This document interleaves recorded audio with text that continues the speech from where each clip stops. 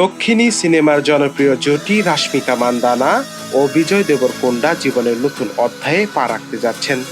জানা গেছে সম্প্রতি পরিবারের সদস্য এবং ঘনিষ্ঠ বন্ধুদের উপস্থিতিতে গোপন এক অনুষ্ঠানে তাদের বাগদান সম্পন্ন হয়েছে।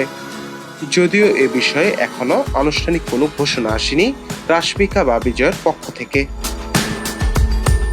বিভিন্ন প্রতিবেদনে বলা হচ্ছে আগামী ফেব্রুয়ারি 2026-এ অনুষ্ঠিত হতে পারে তাদের বহু প্রতীক্ষিত বিয়ে। এরই মধ্যে ভক্তদের মধ্যে বাগদান আর বিয়ের গুঞ্জন ছড়িয়ে পড়ে রাশমিকার এক সামাজিক যোগাযোগ মাধ্যম পোস্টকে কেন্দ্র করে। দশেরা উপলক্ষে প্রকাশিত সেই ছবির ক্যাপশনে তিনি লিখেছেন, হ্যাপি দশেরা মাই লাভস। এবছর আমি বিশেষভাবে কৃতজ্ঞ, কারণ থামা ট্রেলার আর আমাদের গান আপনাদের এত ভালো লেগেছে। এই পোস্টের পর থেকে ভক্তরা ধারণা করতে শুরু করেন রাশমিকা হয়তো ব্যক্তিগত জীবনে বিশেষ মুহূর্ত উদযাপন করছেন। রাশমিকা বিজয় জুটির সম্পর্ক নিয়ে ভক্তদের কৌতূহল দীর্ঘদিনের।